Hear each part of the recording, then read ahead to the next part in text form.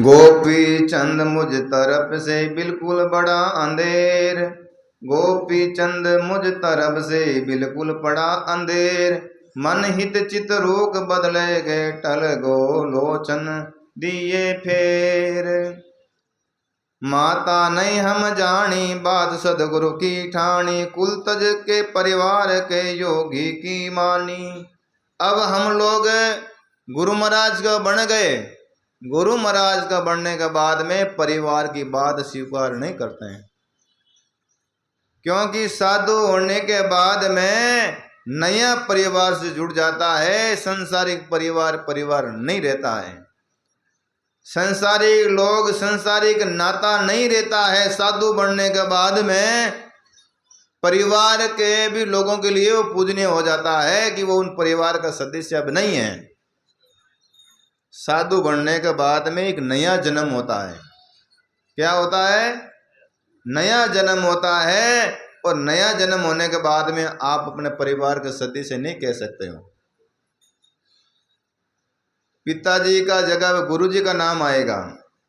माता सरसागर संसार में, नहीं मित्र नहीं तात, नहीं बहन नहीं स्त्री, नहीं भावजन नहीं ब्रात, नहीं भावज नहीं ब्रात भांजा, नहीं परिवार हमारा है। नहीं भाई बिरादर बेन सदा सब जोटा जगत पसारा है। नहीं कूटम बंधु परिवार बेनोई ना दुखित यार हमारा है। हम ममता को समुद्र में सतगुरु का बड़ा सहारा है। संसार में सबसे बड़ा कोई समुद्र है तो मोह ममता का है, और मोह ममता समुद्रों पार सतगुरु महाराज कर सकते हैं, दूसरा नहीं कर सकते। नहीं नाती गोती नहीं पोता पोती, बिन सतगुरु के काम मुक्ति नहीं होती। गोपीचंद कहते हैं माता जी, संसार में गुरु के बिना जीव की मुक्ति नहीं है, और हम तो परमात्मा का भजन करेंगे, अब संसार की तरफ नहीं देखेंगे। चल सदगुरु के पास में चल लाऊं तुझे बगसाई, कर तगत सिंहासन बैठ के निर्भय राज कमाई। माता जी के वे चाल गुरु महाराज कने और तन पाचो ले न जाऊं मैं। निर्भय राज कर, निर्भय राज कमाए, चलो सदगुरु के पास जरूर चले।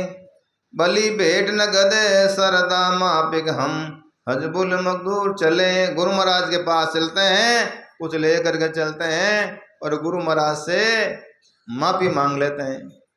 बर खातर सुध गोपी चंद की गुरु सन्मुख नजर चले, किस कदर अदब से मिलते थे उस कायदे से जरूर मिले। जोगी पास जाऊं तुझ बख्श के लाऊं, रखते नजर हजूर चश्मदम सुख पाऊं। बेटा ने अमर तो कर दियो, एक शब्द में महाराज आशीर्वाद योग धरती सूर्य चांद रही, जिसे गोपीचंद तेरा नाम रही। लेकिन अमर तो हो गया, और फिर भी माता को थोड़ा मोह हुआ, तो विचार करियो कि महाराज ने क्या भाव दी, 10-12 साल और राज कर दो।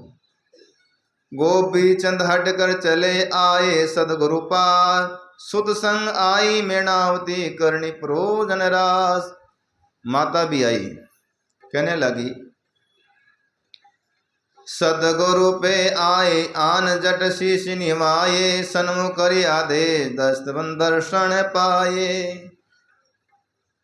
गुरु महाराज आगे आकर के मेणावती ने सिर झुकाया, प्रणाम किया। महाराज क्या कहने लग गया, किस मतलब से मेणावती आई सुत के संग मात, तपती धरती धूप में कुल कुमड़ा गया घात। और जेठ रो महीनो और रेत तप रही थी, बेटो भिक्षा लाने वास्ते गयो, माता जी हाथ कैसे आया, और माता जी कुमड़ा गया।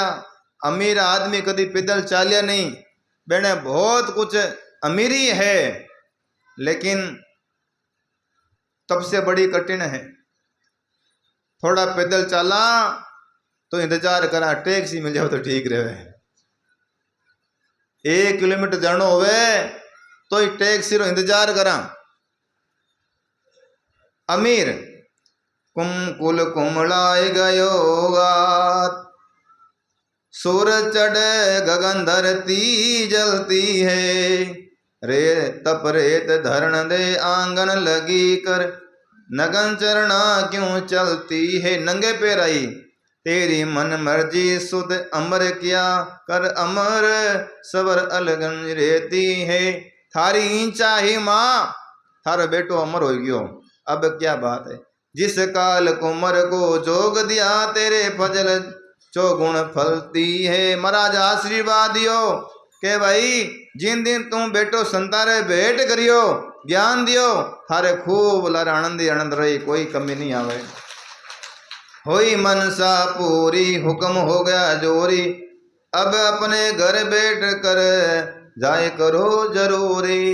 माता जी अब देदान घरे जाओ और भजन करो।